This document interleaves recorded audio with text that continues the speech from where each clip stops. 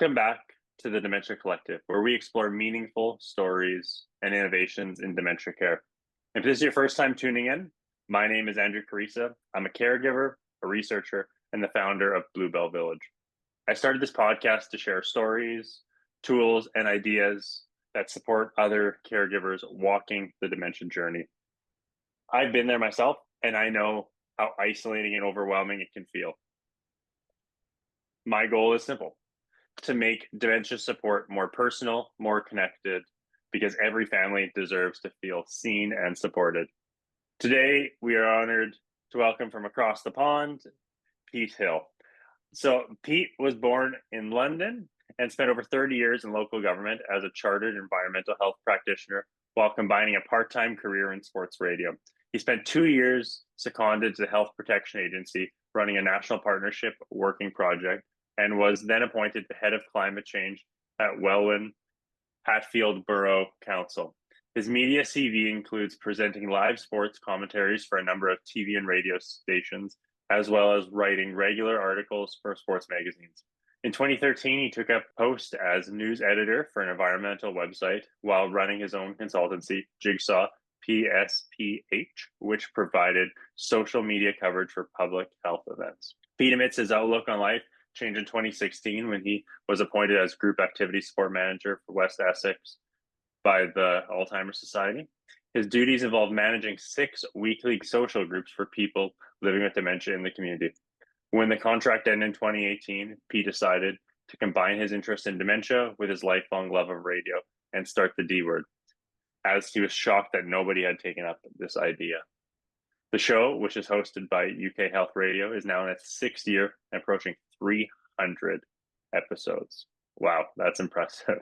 Lots you've done, Peter, and I look forward to unpacking it all here. But thank you, Pete, for joining us. I appreciate it. No, thank you for inviting me, Andy. I had the pleasure of you on the D Word a couple of weeks ago. Really enjoyed it, and it's great to return the compliment. And yeah, I mean, 6 years, nearly 300 episodes. I've got to be honest, when I started, I probably thought it'd last 6 months and probably about 30 episodes. But I think, as you're finding, there are so many people out there doing such great things, and they need a voice. And what you're doing and what I'm doing with the D Word hopefully gives those people a little bit of encouragement and a voice. 100%. There's so many people out there that are really looking for the support, that they're trying to find it wherever they can. So what you're doing and what we're trying to do is just make a difference, and I'm sure that being the only one in the UK probably really helps. I mean, and it really brings a voice so everyone knows this is the thing we want to listen to and tune into. Yeah, that's an interesting point, really. It's kind of a help, yes, because of that, but it's kind of a hindrance because you can't bounce things off people and wonder whether you're going in the right direction, because you're very much, going your own way, hoping what you're doing is right. And there are another couple of people in the UK, but it's very sporadic, if you like. They do a few episodes here and there, but I'm the only one who goes on every week, and that's why I like linking up with people like yourself and other people I know that are in this space, because it's really good to look what other people are doing, get ideas, and it's a big community. When more people come and we start more frequent people in the UK, you'll be the person that's lead the charge. You'll be the entrepreneur in the space, creating movement and created a change. So I think we can all look to you as inspiration for a lot of us. So thank you. That was what you do is inspiring, especially giving people voice for dementia, not just in the UK, but you bring people globally on to add a voice to the disease, how you want to say it. And for caregivers, I think that's remarkable. Yeah, thank you. It started as an idea, as you said in the intro, that life changed when I got involved with dementia, working for the Alzheimer's Society. And when that stopped, I was a bit of a loss, and I was thinking, well, what am I going to do? And I thought, well, I've got a real interest in dementia as a subject.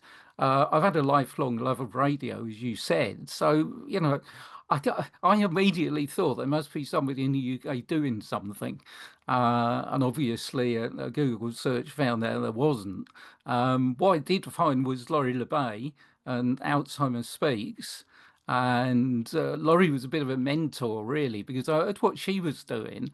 And I suddenly thought, well, surely there should be somebody else doing it the way she does. So that was really how we set out on the D word.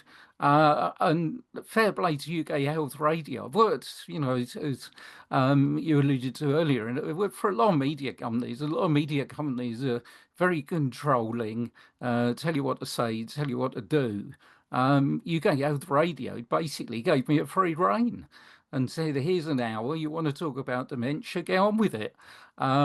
Which can be a bit scary at the beginning because you're thinking, I don't quite know what I'm going to do. But actually, when you get a pattern and when you actually settle in, you really appreciate that because like you say, it's my show and I've got total control. So I think we should back up because caregivers might want a bit of Pete Hill origin story to get some context. I think we can go down and talk a lot about the D word, but if can we give a little bit of background? So, what was your origin story? What was your life growing up? Sure. Well, I was a Londoner, and now I live about 30 miles outside London. I suppose I was a normal kid, really. I like sport, football, soccer, as you might term it, and I used to play a lot of that. I was very into music, still am, from a fairly young age. And I had a fairly normal, happy upbringing in London surrounds. Didn't really look much beyond the UK, I've got to say. When we used to go on a holiday, we used to holiday in the UK and probably didn't know too much about the rest of the world at the time. Um, and one thing that if I can tell you where things kind of changed was when I where I used to live in North London. I was very close to what I can only describe as a large old Victorian asylum, which thankfully they've all disappeared now in the UK. And I kind of grew up with this place at the end of the road. And as kids are, always a bit curious, what was going on there and whatever. And I learned that they had a radio station. So they had an internal radio station in the hospital, just broadcast to the patients and the staff in this large hospital. And so one day I got involved and I started working on the hospital radio service, which for me was great because it was, well, hey, I'm here, I really love my music. I've got a microphone in front of me, everything's great. And during that time, I went out and visited one of the wards. And the wards, the very old Victorian building, paint peeling, high ceilings, probably get the general idea. And there was a TV, and we're talking 80s, we're talking old-fashioned big back TV. And on this TV, the picture was flicking over about every 30 seconds, just going badunk, badunk, like that. So there's obviously something wrong with it. And around this TV were probably about 15 people. And those 15 people, to me at the time, looked very, very old, but I would say they were probably between 70 and 80. And I was kind of looking round and asked the nurse, I said, well, what's going on here? And the nurse turned around to me and said, oh, they're all geriatrics. And as I was at the time, it was, oh, okay. And then suddenly I looked to the right-hand side and sitting on a chair all on her own was a lady who was probably in her early 40s. And this is a bit strange. I mean, what's this lady doing here? And as time went on, I realised that lady's name was Catherine, and she was living with early onset dementia. She was living with young onset. And Catherine used to phone on my radio show and she used to request songs. I used to chat to Catherine on the phone. And that kind of hit a pause button in my life. I then went on to do the things that, you talked about earlier. And then suddenly, when in 2016 I joined the Alzheimer's Society, I suddenly thought back to Catherine and what I'd seen as a teenager and suddenly began to think this all kind of fits here. This is where I started and this is where I'm going. And interestingly, I mean, we did a party for some of the patients when I was at the hospital, and I had a recording from we were all in a big ward like I described, and we were thinking, well, yeah, it's great, got some food, but we really need some music. There was a piano. And there was a chap who must have been 75, probably more, Sam. And Sam strode up to the piano and he just went for it with all sorts of party tunes, everybody singing, dancing. Hey, this is wonderful. And at the end of it, a friend of mine put a microphone in front of Sam and said to him, how did you enjoy it? And I'll paraphrase what he said, but it was basically, I've been here 9 or 10 years, and this is one of the happiest days I've ever had. And a year later, we went back to the ward, and Sam, as dementia, had unfortunately, he'd gone further down his dementia pathway, and Sam couldn't play the piano again. Now, when I went for my interview for the Alzheimer's Society in 2016, I thought, wait a minute, I have had contact with dementia and also with people in a group setting. So I actually had an audio recording of Sam, which I've still got, and I played it in my interview. And I keep that recording just so that anytime I can think that, oh, I don't know if I'm really making a difference, maybe I feel a bit down, I play 15 seconds of Sam, who probably, sadly is probably no longer with us. And that's a really important message for me. So that's kind of how both ends got together in starting that way and kind of finishing, as I do now with the D word.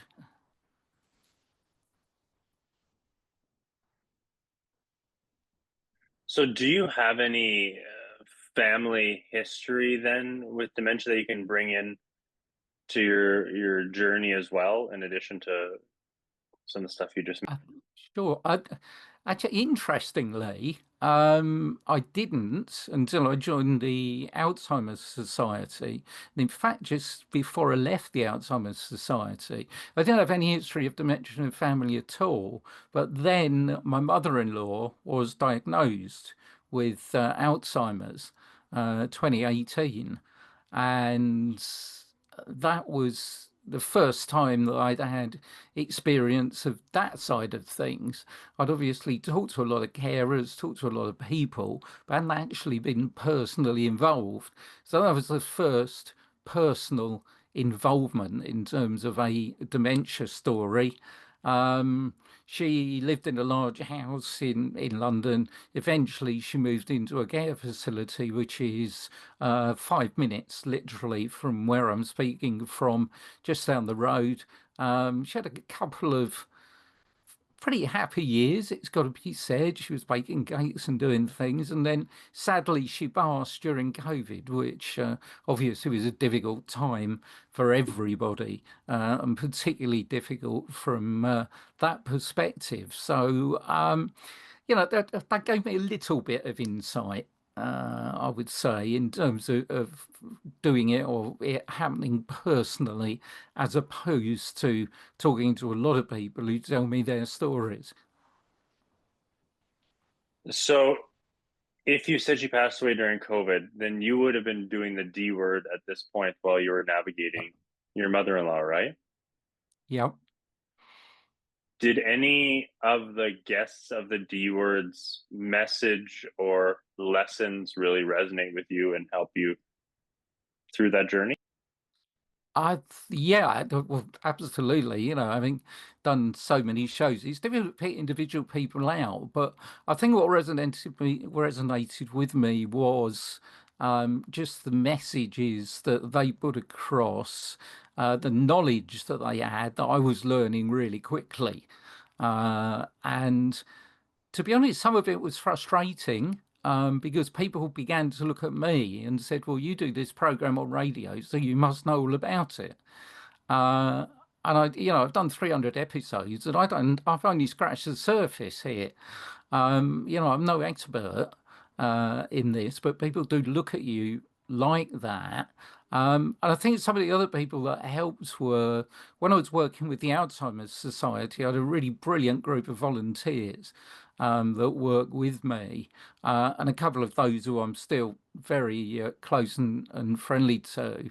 And they were of unbelievably assistance because they had trod the path, they'd gone the way, and they were particularly helpful. But I think doing the show just allowed me to realise about dementia and not look at it from the way that I'd seen other people not quite understand. And also not quite treat it. I mean, going back to what I was doing, when I was working in public health and environmental health, the D word was never mentioned. It wasn't seen as a public health issue. Whereas, it's, diabetes or high blood pressure or whatever. Well, yeah, it's related. It's the same. It's another condition. So I think what, the D word taught me is to think, well, wait a minute, this is a real thing here, which is related to all these other things. And this is a disease we're dealing with. So I think it's probably important at this point because we've talked about the D word quite a bit. Can you explain for the folks that haven't listened to the D word or aren't too familiar with your program? Maybe they live here in Canada and they haven't heard it or whatever. Can you explain what the D word is? Talk us through it. Talk about how you got connected to UK Public Health Radio, that whole kind of story. Yeah, well, absolutely. Yeah. The D word was born on a rainy Thursday when I alluded to a bit earlier that I put dementia plus radio into my friend Google and found nothing. So decided, well, something's got to be done here.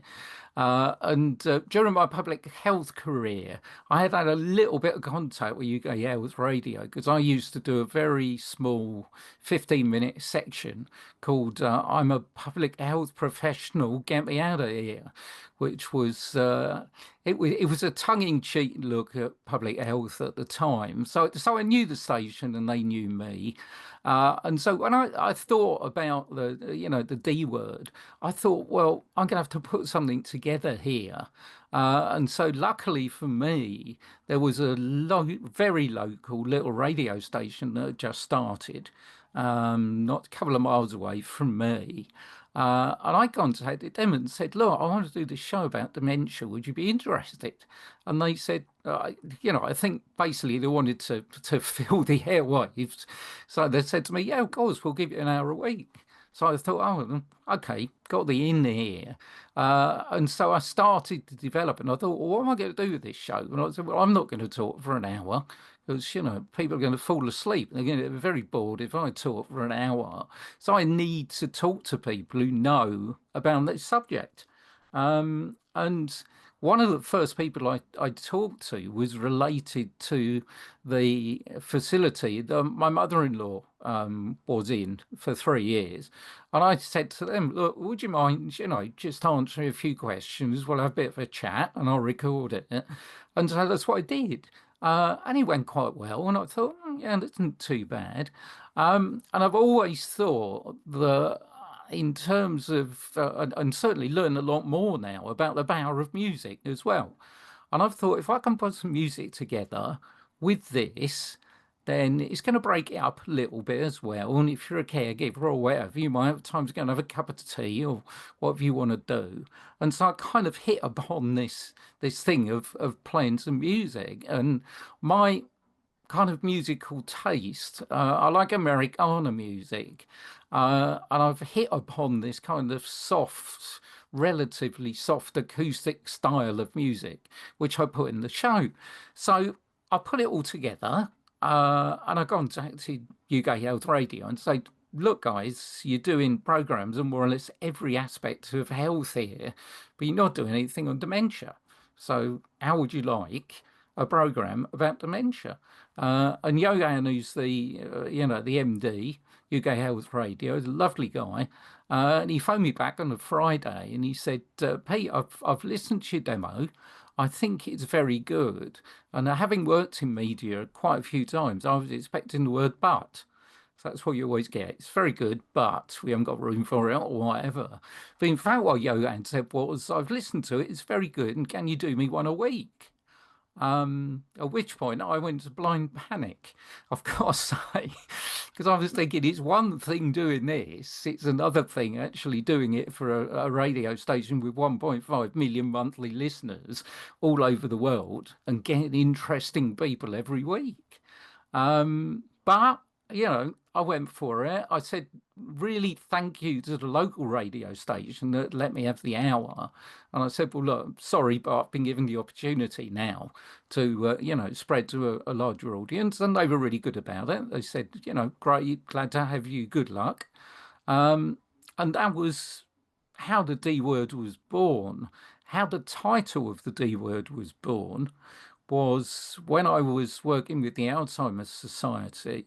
Our groups were in church halls normally, and each church hall's got a lobby and then a couple of doors, and you go into the main hall. And I used to meet people with their carers or their relatives, and they used to, bring their loved ones in. And before I took their loved ones into the hall, I always used to say to their relative or their carer, I said, the one word we don't mention in there? And he used to say, what's that? And I used to say the D word. And they used to look at me and I said, well, why am I going to mention dementia in that room? Because it's not Dennis with dementia, it's not Iris with dementia, it's Dennis and Iris. So why do we have to mention the D word when we go over the threshold? And I remembered that when I thought for the show, and I thought, well, hey, got the title. And that's stuck ever since. And since that beginning, I've just reached out more and more to try and get as many people involved in as many different areas as I can. And we have gone worldwide. We've done every continent, which is amazing. I know we've got listeners in every continent as well, which is even more incredible. And it's been amazing. Yeah, that is amazing. And I especially love the name, the D word, because it's such a tongue-in-cheek phrase, right? Because Mm. there is this stigma of dementia, and like you said, do we talk about? Do we not talk about? A lot of people say we don't talk about it just because they have it. We can't address it. And certain ways we can, certain ways we can't. How do we reframe it a certain way?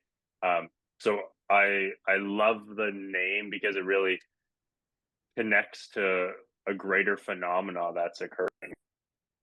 Yeah, I think, when I came up with the name, I thought back in time to my grandmother. My grandmother was an old London lady, lived in London all her life. And I got to remember that her and her friends together used to talk about certain illnesses. And at the time, when they used to talk about cancer, they used to whisper. So, yes, he's got cancer.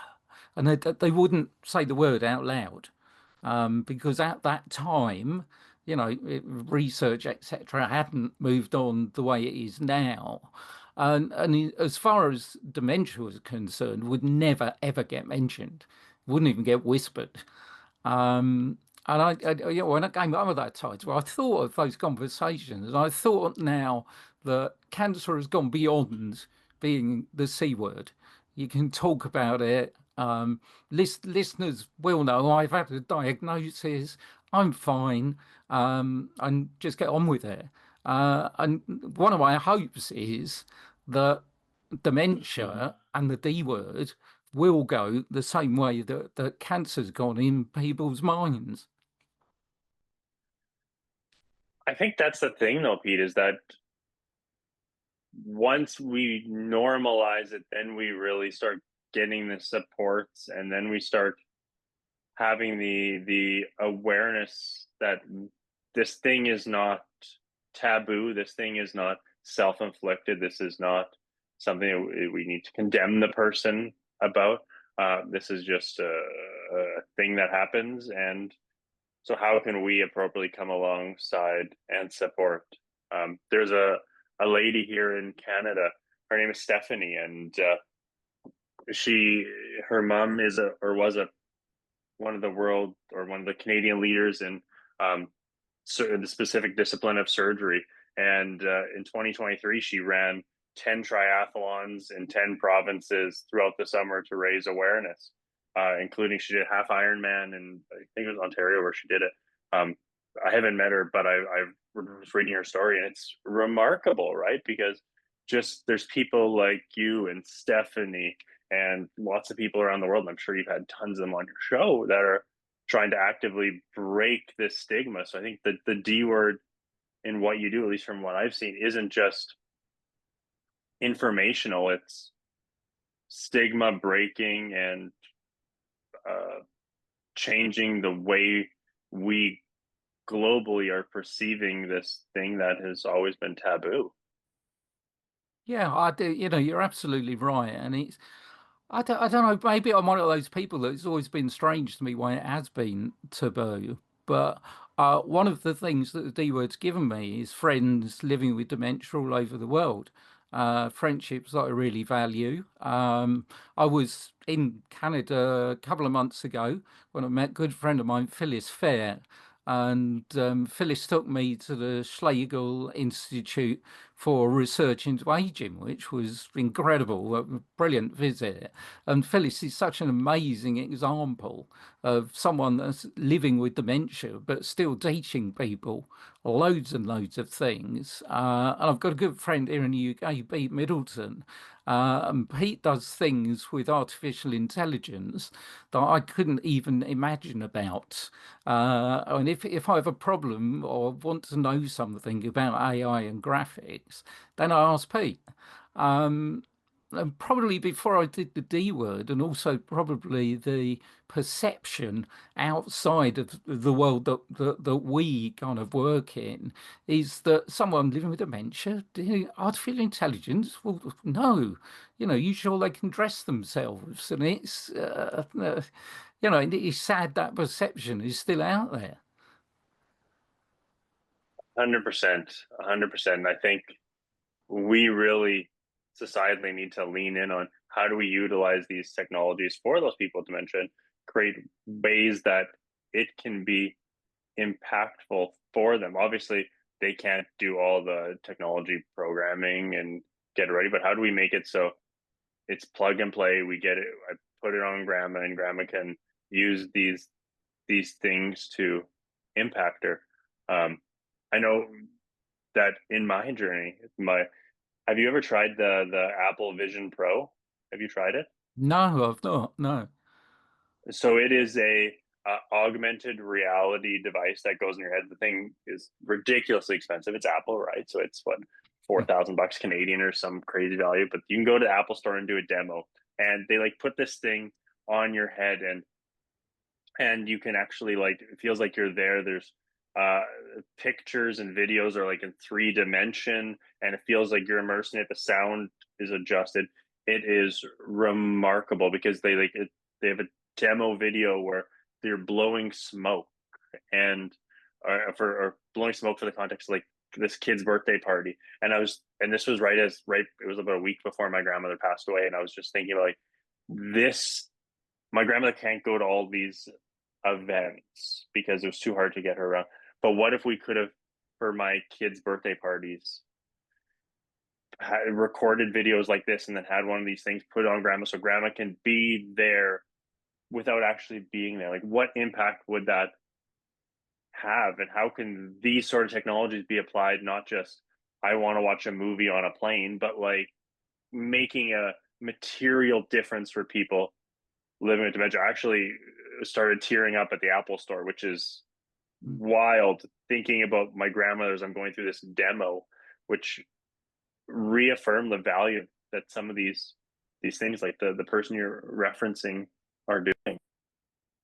Yeah, there is so much technology out there. And also, I think that the thing also is that, yeah, obviously Apple headset, as you say, is going to cost us a lot of money. But a lot of the stuff that is out there doesn't cost a lot of money. And in some reason, particularly here in care facilities, people get scared off because they think it's going to cost lots of money, whereas it doesn't. And we've got, smart speakers, we've got Alexas, we've got Google whatevers, and we've got these kind of things that, they don't cost anything. And yet their use could be amazing in terms of, enhancing the life of someone living with dementia. And it's a bit frustrating to me, I think. I talk to a lot of people who are involved in tech, and there's some brilliant stuff out there. And people kind of get a little bit scared off. And I think we need to get people embracing this kind of technology and, doing what you did. Go and have a look at it and realize what a difference it can make. Do you think, I guess, given your the guests that have been on your show, do you think that these technologies, or I guess the lack of the ability to access these technologies in some developing nations, uh, makes it harder for them to support their individual with dementia? Say, because you talk to people in, say, rural Oh, Africa. Do you think yeah. that the barriers to accessing these things is further perpetuating difficulty in caring for people with dementia in those regions? Yeah, I think, it's a whole story and an amazing eye opener when you talk to people. I've talked to people in Kenya, Namibia, and the story there, I mean, the story in Kenya is if you want a diagnosis, then basically you have to go to Nairobi. And there isn't anywhere else you'll get a diagnosis. So if you live in the far outreaches in the bush, you're probably in for a 8-hour journey to even get a diagnosis and see someone. Another friend of mine, Barry, who's in Namibia. Now in Namibia, he spends his life, and he received a diagnosis in 2000 of Alzheimer's, and it hasn't stopped him reaching out to populations in the bush, where unfortunately in Namibia, dementia is viewed alongside witchcraft. And Berry's project is to try and say to people, this isn't witchcraft, this is a disease. And it's, this, and so, they're at that stage. So there's a great diversity between Apple headsets and what Berry's doing in the bush in Namibia. Yeah, it's so unfortunate because I don't know if you know Anderson from Zambia. Yep. Yeah, so like talking to him, and then when similar dynamics, right? That their approach is not let's proactively support people with dementia, put them in support programs, talk about it, destigmatize. It's like let's shoot them or throw them in the river. That's the typical Mm, approach, and it's mm, ungodly, right? That approach, mm, it's mm. terrible. Yeah, I Um, mean, I spoke to, say, Anderson. We're in fairly regular contact, and I was, as you said, another kind of eye-opening moment when he told me about everything that was going on there, and yeah, it's just, it's hard to imagine, and again, I don't know how we close that gap. That's the real problem. You get the World Alzheimer's Report at one end of the scale, it's dealing in nations that have got a lot of high tech, and then the other end of the scale, we got Anderson, Berry, and all the other good people out there. I think you hit the mark there, though. There's so many good people like yourself, like Anderson, like Stephanie, that are trying to do what they can with the resources that they have, with the voice that they have to make a difference. And you've had 300 plus episodes, so you've had tons of people on there. Do you remember anyone specifically, or maybe a moment um, in the D Word show that really was revolutionary, changed how you perceive things, was a big impact, big story, big difference, or maybe a couple of those people or moments? Yeah, yeah, there were so many and so many, amazing people. One of the first things actually that I still remember in the show is related to my love of sport, my love of football here in the UK. Because I went up to Birmingham in the UK to interview Dawn Astle, who's part, if you look up the Jeff Astle Foundation, her father was an England footballer who in 2002 basically he got frontotemporal dementia and it was classified as an industrial disease by a court because it was related to his heading of heavy footballs. And so I went to talk to Dawn, and Dawn was there with her mother, who was Jeff's wife, and we sat on the sofa, and she was next to me, and I started talking to her about Jeff, how they'd met, and the diagnosis, and she burst into tears. And it was fairly early on in my kind of interviewing for the D Word, and I thought, what do I do here? And so I just let it run. And she got herself back together and we continued talking. And I listened back to that and I'm very self-critical of stuff that I put out. I thought I'm really proud of that moment because that really is impactful here. It says a lot more than words could, that happening. So that's certainly one.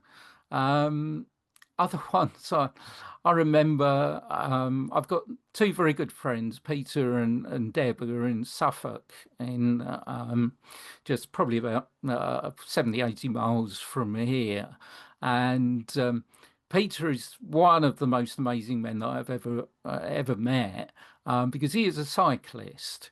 Now, Peter's not only a cyclist, he rides penny farthings. Now if anybody knows, penny farthing is an old Victorian bike with a massive, great front wheel and a very small back wheel, and you probably see them in old films and stuff like that.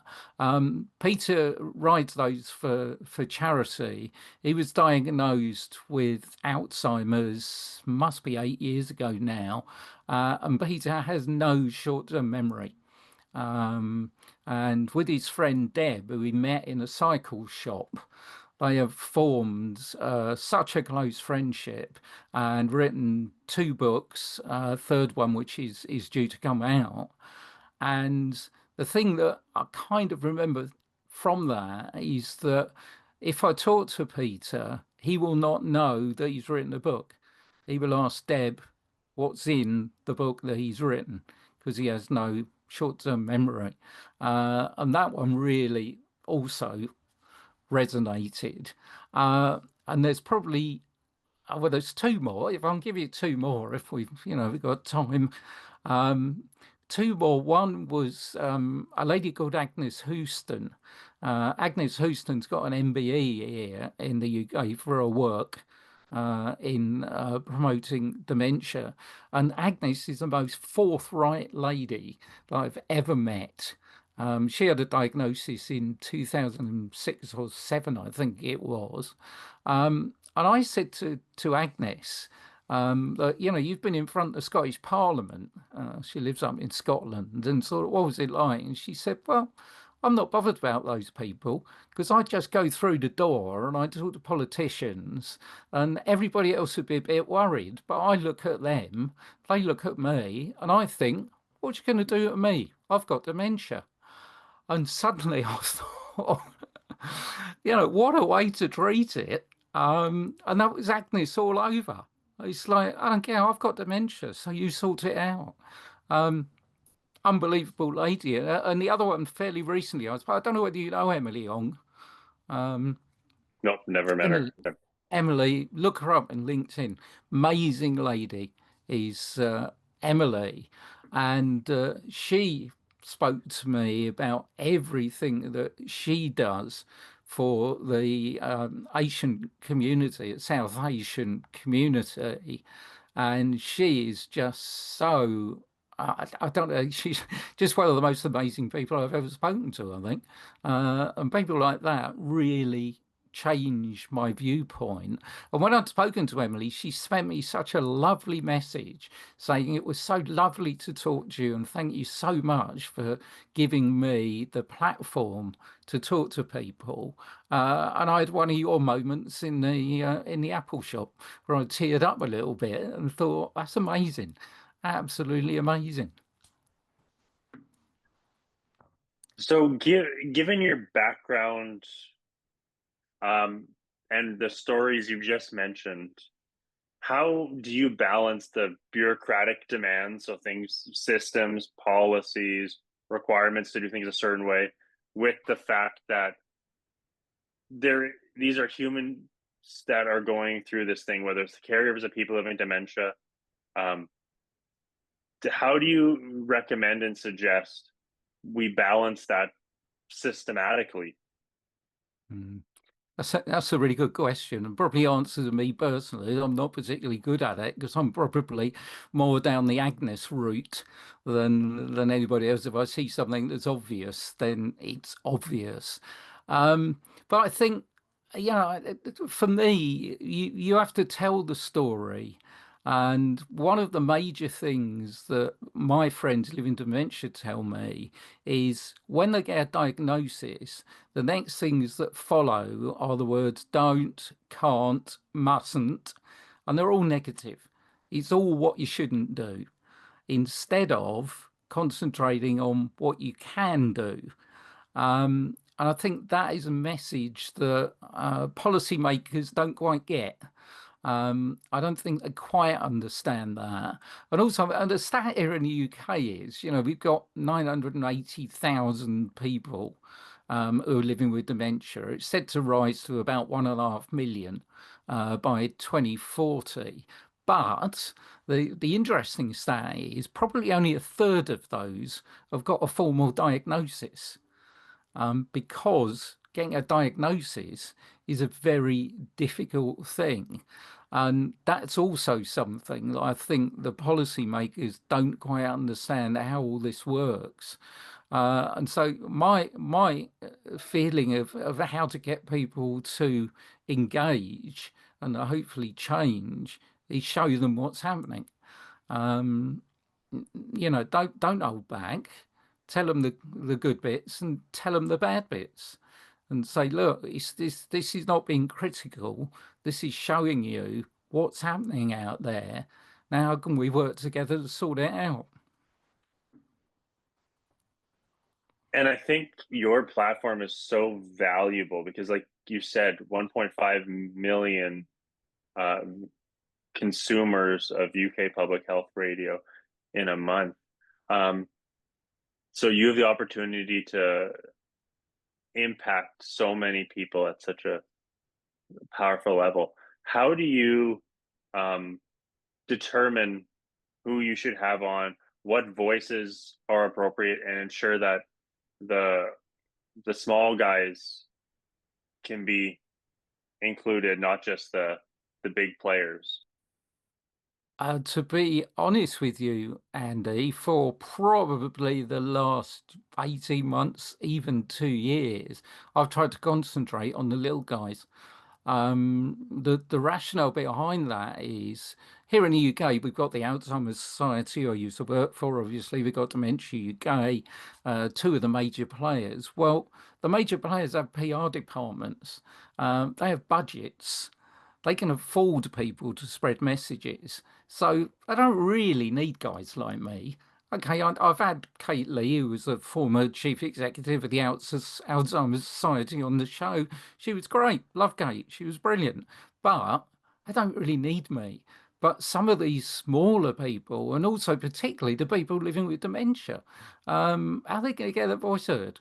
You know, I've always thought there should be a national radio phone in, you know, base it on dementia. Get people living with dementia phoning in, and suddenly you will realise that, you know, the conversations having with people with dementia are just like you and me talking now. You know, it's not going to be all this stigma and myth about it. And that, you know, that's one of the dreams. I wish we could do that. Because that is the way, as you were saying, to actually demonstrate how much good's going out there. And also, if you're someone living with dementia, if you concentrate on the big players in the game, and nobody else, yeah, I will bring it up. Here in the UK, we had an advertising campaign run by the Alzheimer's Society, and the adverts were based on the fact was basically the dialogue went, Mum died the first day she couldn't remember how to cook a roast. Mum died the second day, something else, something. Mum finally died, and it was basically someone with Alzheimer's is dying in increments. That's what it was. Now that got exactly, you know, I know this is radio and the listeners can't see your face, but I'm sure they can imagine it because it's exactly the same, you know, face that I made when I first saw it. That's why I got Kate Lee from the Alzheimer's Society on the show, because I got on the show and said, hey, there's loads of people contacting me here. They don't like it. You know, how would you feel if an organisation that's supposed to support you actually is giving the message you're dying in increments? And we had a chat around that. She gave her view, I gave my view. And so, you know, that kind of also taught me a little bit of a lesson in the fact that I want to give a message of hope out there. I want to feature these people that are doing unbelievable things, from dementia-friendly barbers, you know, to people who take horses around to memory facilities so that people who used to be horse riders can actually get close to a horse again, and all these kind of ideas that if the D word didn't exist, then nobody would know about. The stigma is such a an interesting thing that just keeps coming back around. I know that when we look at the Hogevik in the Netherlands, right, for the dementia villages, that's kind of like the cream of the crop. It was the creation of it. The individuals living there, they're not said immediately when you have it, you end up here, you are stripped of everything. That's not what happens there, right? They're able to, they get knives, the cutting boards, cut your meal, let's cook your meal, do the whole thing. Where we have this process, especially in Canada, where once you're diagnosed, like, let's claw everything away from you. You can't do these things anymore. Even in the village of Langley with Elro, I think it's an amazing facility, but even to their frustration, the residents aren't allowed to cut their own vegetables. They have to, the kitchen where all the cutting and cooking has to happen is behind like a drop gate thing to keep them out of there. It's just wild. Where my grandmother was cared for in home, and she was still allowed to do some of these kind of things. Why? Because she did it for 90 years. Why immediately get diagnosed, you consider that part of you is dead? It doesn't make sense at all. No, you're absolutely right. You know, it's the broad brush approach, isn't it? People aren't dealt with as people. I mean, I had a couple of stories actually from my time at the Alzheimer's Society, exactly like that. I'd only been there probably about 2 or 3 months, and one of my volunteers came up to me in a very hushed voice, said, "Pete, I think you ought to know that H has got a knife to peel his apple." Now, H was 80. He was a former boxer. He was a big guy. He was a Londoner, and I got on with him really well. He's a lovely bloke with a great sense of humour. And I thought, well, H has been peeling apples since he was tiny. Why is this a problem? And a couple of weeks later, there was another group where someone came up to me and said, "Oh, I thought you'd like to know that Dave has two paracetamol in his glass case." And I thought, yeah, okay. Why have you got them in your glass case, Dave? In case I have a headache. Well, why is that a problem then? And there seems to be this, like you said, this real broad brush of, well, we're totally risk averse here. We can't let anybody do anything. And when finally, to cap it off, when we were at the Alzheimer's Society, we decided one Christmas, one of our volunteers wrote a Christmas play, and we wanted our group members to be part of the Christmas play. They were all up for it. They all loved it. But I've got to say now, and a load of water's passed under the bridge, so it didn't matter. I could not tell my line manager because otherwise I would have had so much health and safety dumped on me, the whole thing would have been abandoned. We wouldn't have been able to do it. So we didn't tell anybody, we did it, and everybody had a great time. That's so interesting how the society is pushing towards this. We're going to support people where they are. Um, and here we're in Canada, we're looking a lot of patient-centered care. Let's focus on the person. But from your experience of what you're explaining and the people you've talked to and the stories you're saying, and what I'm seeing that isn't necessarily the case from a utopia, utilitarian kind of perspective, sounds good. But that's not really what I'm seeing in practice. Yeah, I think. We were talking about policies previously, and one of the things that really got me, again, with my time in the Alzheimer's Society, is we had what was called a total quality audit. Now, a total quality audit, as I found out, looks at bits of paper, looks at notices that are on the wall, and doesn't look when they first came around to one of my groups. I said, "Oh, well, you want to know about everybody then, won't you?" And they said to me, "What do you mean?" I said, "Well, that's Alice. She used to go to the Royal Dance Hall at Tottenham. Her favourite band is the Dave Clark Five. That's Sid. He played 200 games for Leighton Orient football team. That's whatever." And I started going around the room, and they walked off. And I thought, hold on a minute. Isn't it more important that actually I know this about all these people and my volunteers know this? And my volunteers were amazing. I mean, they used Google Earth and they showed one of our group members, Terry. Terry looked at Google Earth and said, "Oh, that's amazing. I was evacuated to that village in Wales." And so the volunteer Colin gets the village up on Google Earth, and he said, "Oh, that's the post office now," and it was unbelievable. But he saw that knowledge, and yet the policy said you've got to have all this paperwork. We're not interested in all of that. And I got to be honest with you, that's partly the reason, probably why I started the D word, and I wasn't involved with that anymore because I found that really hard. Do you think that the stigma around dementia is improving? Um, yeah, I think in the time that I've been involved, I think the answer is yes. Um, I've got very, close, say I've made a family connection, but actually my next door neighbour, and I've lived next door to my next door neighbour for over 20 years. So he's family as far as I'm concerned. He's had a diagnosis.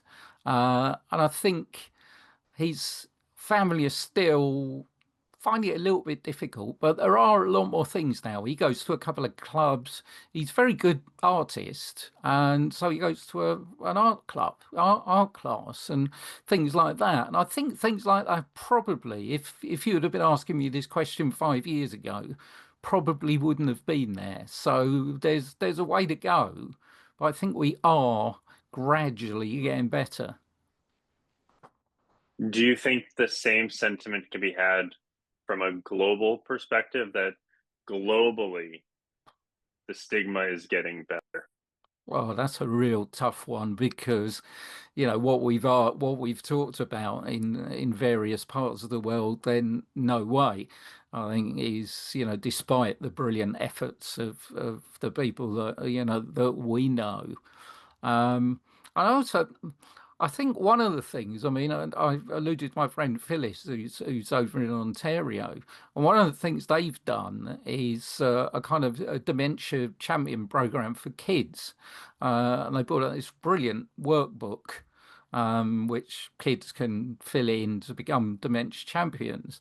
I think that's partly the key because one thing that like, I am enthusiastic about and does seem to work is this kind of intergenerational thing, whereas kids don't judge.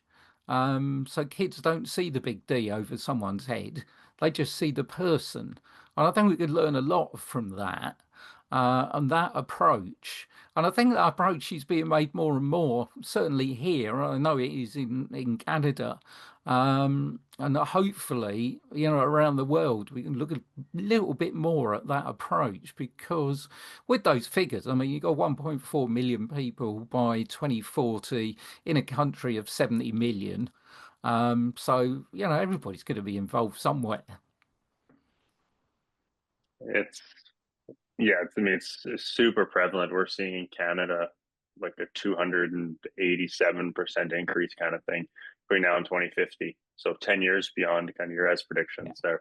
But it's scary, Pete. Hmm. And right now it's like 1 in 5 people have the experience. I don't know what the number will is projected to be for people being connected, but it's definitely gonna be higher than Yeah. 1 in 5. 1 in 5, Yeah. right? Yeah, oh, absolutely. I think in the UK it's possibly 1 in 4, 1 in 3. And the other thing that well probably still doesn't come across in the UK is that dementia and Alzheimer's now was the leading cause of death in the UK in 2023. And I can't see that changing. It will continue to be the leading cause of death in the UK, which is a statistic that if you asked, the average person in the street, they wouldn't have any idea about. No. I mean, I wouldn't have any thought of that. You wouldn't think that that would be it, but I mean, it's so common and it's a disease that you can't really tell just from looking at the person. They Yeah, just look like a regular person. I mean, my kids never realized that my grandmother had it. They'd just go see great grandma and they'd, yep, play on the iPad with great grandma or try and do a puzzle with her, one of these kind of things.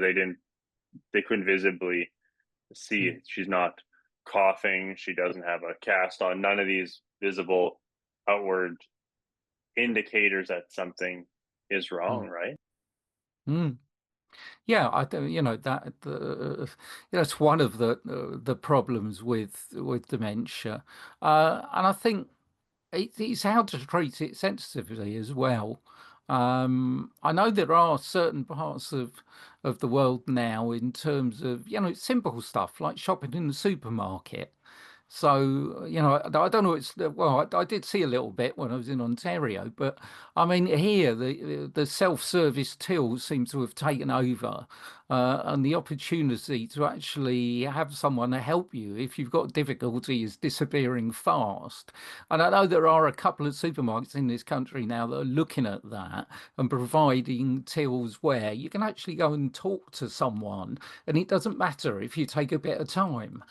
And in terms of people living with dementia, it's those kind of things that, we need to look at because you're not saying someone can't do the shopping. We're just saying that someone might take a little bit longer and need a little bit of help.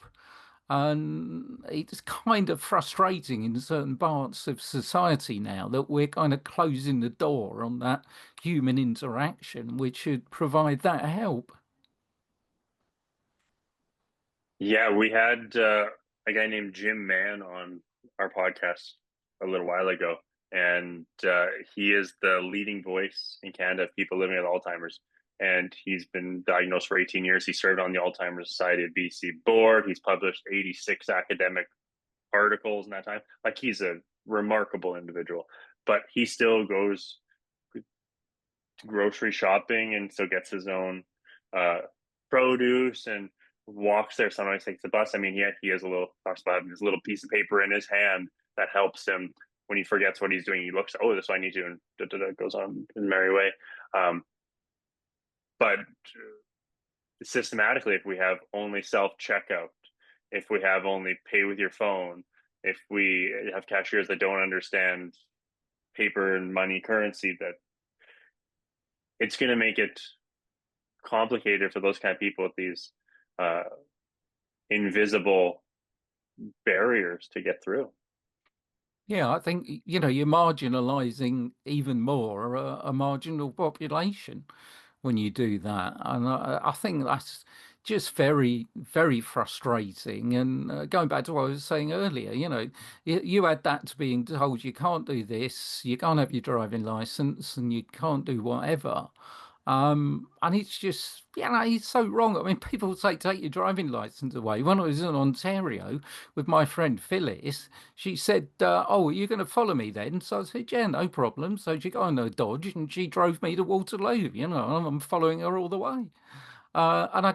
It's interesting story because I came home and told a couple of members of my family that, and they said, "What?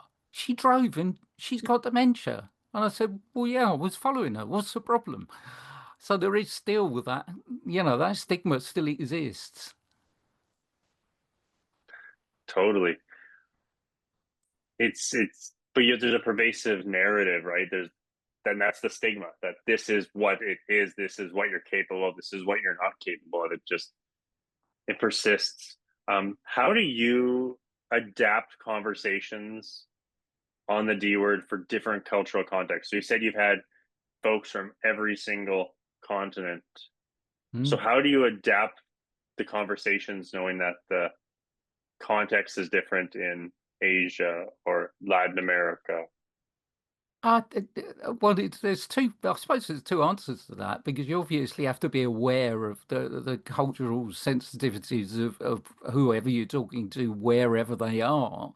But the more you talk to people, the more you realise actually there are so many commonalities that you don't actually change that much. Because if you start talking about diagnosis, for example, everybody has a trouble in terms of diagnosis. Here in the UK, we're talking one in three, sorry, we're talking a third of people haven't got a straight diagnosis.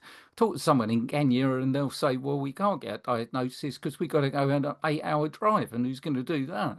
So we've all got problems with diagnosis. Yes, they're different problems depending on where in the world we are, but that's one issue. And if you talk about other things like young onset dementia, for example, then again, yes, in certain areas of the world, I think we're at the stage whereby we're just getting used to dementia, let alone let's unpack it and look at young onset dementia. But in a lot of the places, I talked to someone in Australia, Canada, US, UK, we've all got the same issues. It's all a bit of a postcode lottery, everybody in terms of healthcare, what doctors tell you, what doctors don't tell you, knowledge of doctors varies absolutely incredibly. It does here in the UK, and from what I'm hearing from people, it does everywhere. So, while I have to be careful of those cultural sensitivities, the general aspect of what I'm talking about, he's doesn't change a lot. Is there any specific international perspectives or lessons that you've come across in the 300 plus episodes that have changed the way you understand dementia in the UK? Um, I think, well, Canada's been one example because you have a dementia strategy. We were promised one in 2012 by a certain David Cameron, and it never occurred. And we're still waiting. So that is one area that I always point and say, wait a minute, there's one there. And there are other countries around the world that have got them as well. So that's certainly an area where, I want something changed here in my own backyard. in terms of other things, I've got to say the healthcare system in the United States is a complete mystery to me, and how you get all the way through that. Although I've got to give a plug to my own show. On the show, I've got a lady called Joyce Griggs who runs this thing called United States of Healthcare, which is basically how to navigate your way through the healthcare system. So that's an interesting. That was a real eye opener when I found out about all that stuff. And I think in terms of what we do in the UK, I think we're doing fairly well. I don't want to blow our own trumpet because there's loads of work to do, but I think we're doing fairly well as it stacks up against people that I talk to in other places. But having said that, in other places, when I went to the Schlegel Institute in Ontario, they're doing some amazing work. Um, and there's really simple, I mean, simple story related. I mean, we had a tour around, and it's basically what it is there's a long-term care memory facility. There's a research building in the middle, and then there's a more traditional residential care, if I can call it that, on the other side. There's like this whole big unit, and my friend Phyllis walks round the memory care unit, and we went into a kitchen. And I said, "Oh, this is very nicely designed." And Phyllis said, "Yeah, I had to tell them to do a bit of work though, because when they actually designed this kitchen, they colour coordinated it. So the chairs and the walls were all the same colour." And I walked in and I said to him, "You do realise I can't see that chair because it's not defined. You've got to change the colour of those chairs." So she did. So they did. And learning about stuff like that was a real eye opener. I'm thinking, hey, can't get people out there just looking and tell us. Don't have that dark mat in front of your shop because it looks like I'm falling down a hole. Put something else there. So I think that perspective came across big time in conversations I've had, in terms of the simplicity of it doesn't have to be complicated.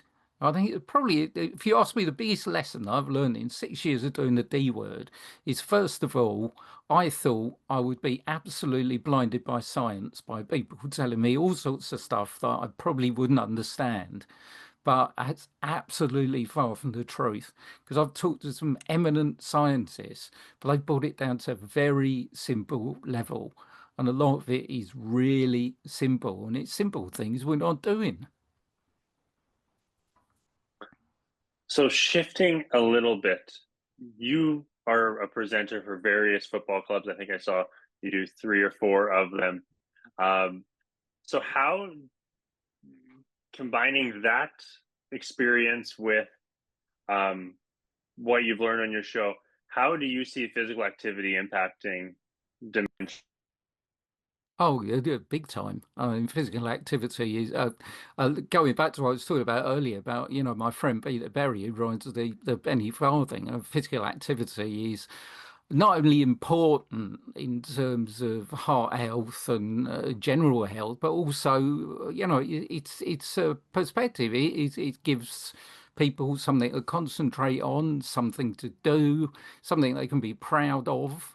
And it's very, very important. And I've always been involved with various forms of sport and whatever I do. And the kind of football thing I do is just something I've been doing for years. It's just an offshoot. But I think I've probably learned from the D word how, I've always thought it's important, but it's probably been amplified, I think, in that side of the world. And one of the things that I kind of keep looking at and thinking that I should get involved in is actually, a lot of people, as we were saying earlier, are told they can't do things when they get a diagnosis. You have a lot of people who are, in Canada, be hockey fans or baseball fans, and here there'll be football fans. Well, why should I actually be stopped from going to watch the sports I love? And there are various clubs in this country that have tried to do something, but nobody's really grabbed hold of it as an issue. and said, people are starting to look at things like dementia-friendly theatre and dementia-friendly films and this kind of stuff. So why can't we have dementia-friendly sporting events? I've never thought about that, Peter, and it's a really good point. So in Calgary, so like 3 hours from where I live, they opened up, I don't know, 6 months ago maybe, a dementia park. So it's a park specifically designed for people with dementia. There's some amazing people that were involved in the development of this, and that's amazing. But like you said, how do we get those folks instead of just at a park doing what they want? How do we get them enjoying what they want? Get them watching a football game in your context, or a hockey Mm. game here, or I don't know, going and watching a race. I know. So I did the Edmonton Marathon here, I don't know, a month ago maybe, and it ran right in front almost of the dementia facility. It's the end turnaround point at the 30K mark was almost right in front of a building of a seniors dementia wing. And I was sitting thinking, wouldn't it be cool to have a place where they can watch this and cheer the people on? Because there was something like 20 or 30,000 people in Edmonton along the side of the route cheering people on. Mm. Wouldn't it have been cool to have them there engaging in that experience in a safe way, right? But like have them be part of that. It would be so cool. It gets them out of their this four walls that they're always in. Instead, they're experiencing things. They're reminiscing on what they had before. Yeah, absolutely. It'd be brilliant. I'm right down that street because also, here in the UK, we've got this thing called the Sporting Memories Network, which brings people together to remember various, golf, tennis, football, whatever. And those memories are really strong because when I was working for the Alzheimer's Society, I first kind of wondered, well, what am I going to talk to anybody about? It's going to be a bit difficult. But I suddenly found that if I started to the guys there, if I started talking football, we were away. They were talking to stuff, about teams and things and who they played for and everything. It's like music. It's a real rich vein that gets people involved. And I really am convinced that we should be letting people still have those experiences. Yeah. So, if you could change two things to improve the life of people living with dementia, what would those two things be? Ooh, okay. Early diagnosis, number one, because you want to know where you're going. And let's try and get to things when we can still have a really big impact. Obviously, the drug therapies that are coming, that will be arriving, will still rely on getting Alzheimer's dementia before it's too late, as it were. So timely diagnosis, massive. That's got to be a big one. And number two really is, I know it sounds cliched or whatever, but it's treat people as people. Let's not see the big D over someone's head.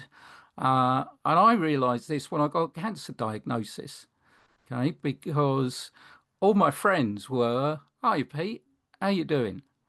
Now, I alluded to my next door neighbour who's got a dementia diagnosis, and he's finding, that's me, he's got dementia.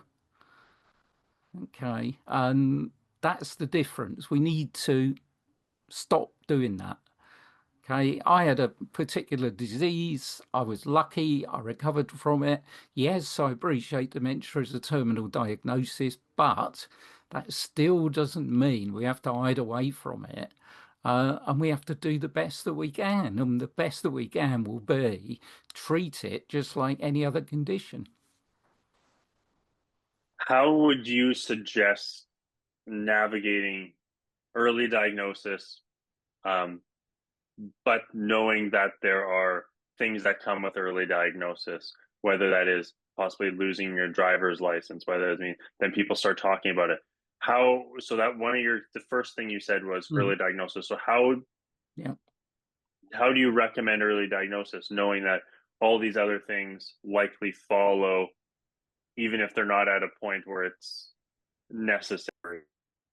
I I think you have to join number one and number two together, because when you're doing number two, then you've got a society that will look at the person and what they're still capable of doing, and not have a broad brush approach of you have got this, because everybody's different. It's the old saying, isn't it? Met one person with dementia, you met one person with dementia. Um, but it's also the same for loads of other conditions as well. Like, the former cancer I had, you met one person with bowel cancer, you met one person with bowel cancer. I can tell you, we're all different. And we've that's way we've got to treat it and not prejudge the issue by just saying, here's your diagnosis, this is this big long list of things you can't do. I mean, I've had a story of someone going to a GP, general practitioner here. Okay, they then get referred. That's one of my bugbears, actually. Why do we get referred to a memory clinic when every form of dementia doesn't involve the loss of short-term memory? Because we're actually prejudging the issue here by going to a memory clinic. Anyway, that's another perhaps discussion for another day. But they went to a memory clinic, okay, and they saw a specialist, and these are the exact words. I'm not making these up. Bring him back when he can't dress himself. That's what this person was told. Yeah, exactly. So, while that's still going on, would you do that to anybody with any other condition? Would you actually use those kind of words? Of course you wouldn't. So why are you doing it with dementia? That's wild. I'm not surprised though, given what I've seen and experienced over the last handful of years going through this. What is your dream for the D word for the next 5 years? Still be around doing it, I think, in the next 5 years. But it's you know what? I think every now and again, and when you've been in the media like I have, there's this big thing in the media about, well, you've got to change it, got to keep up with the times, got to do this, got to have new branding and stuff like that. And the more I look at that, the more I feel I'm old school of if it ain't broke, why fix it? We've got a good audience, brilliant audience, unbelievable. I'm meeting brilliant people like yourself and everybody else, every week of the year. I'm putting it together. I'm having it's strange, isn't it? But I say to people, I have fun doing it. Okay, I'm dealing with a dark subject, but you can still have fun dealing with a dark subject. And hopefully, we get to 500 episodes.